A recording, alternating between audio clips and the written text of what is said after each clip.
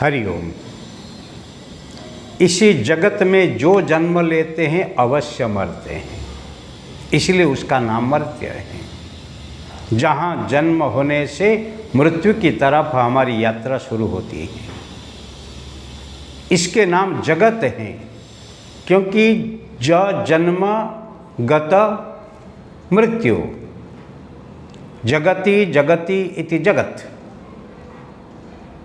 जहाँ जन्म होने से मृत्यु तरफ ही जाना ही पड़ता है, और हर क्षण में हम मृत्यु को ही अपनाते हैं और आगे बढ़ते हैं, इसलिए उसका नाम जगत है। लेकिन इसी मर्त्यलोक में कोई अमर नहीं है। स्वयं भगवान भी स्वस्वरूप में आके जन्म लेंगे तो फिर उनको ही मर्त्य का धर्म के अनुसार ही मरना पड़ता है। अपनी साधना के माध्यम से,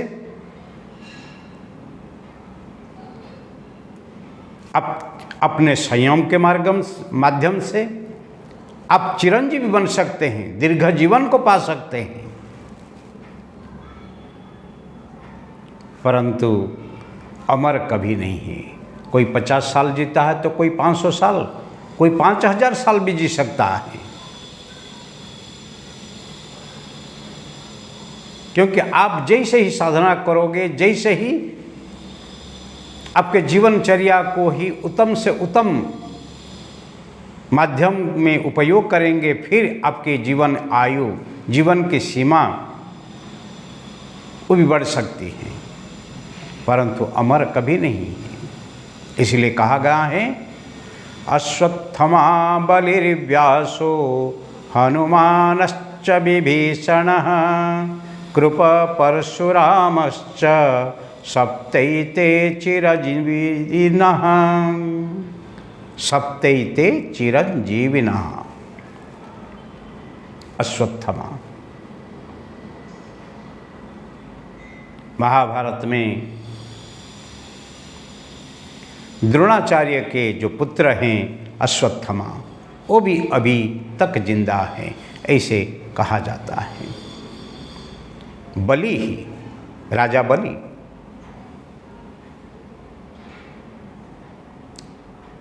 और उसी ने महात्याग करके भगवान वामन को सब कुछ दिया,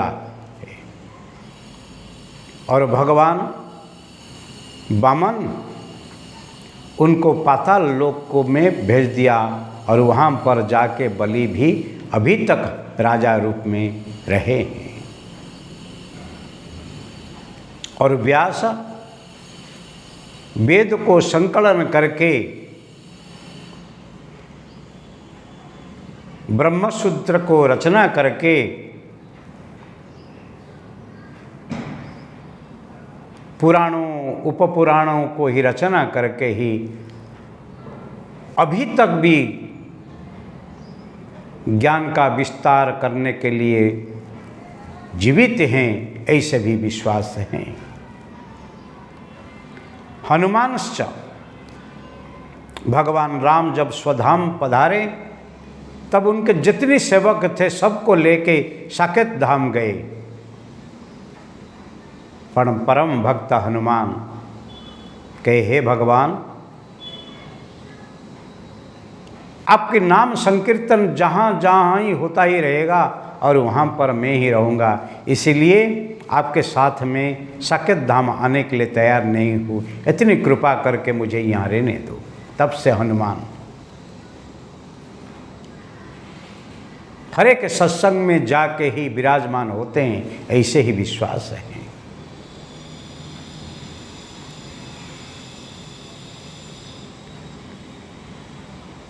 विभीषण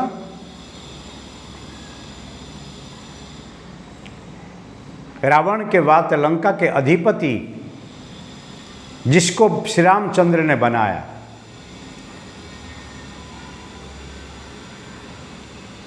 लंका में राम नाम जिसने गाया वो विभीषण को ही अभी तक जिंदा हैं। लोग भी विश्वास करते हैं। कृपाचार्य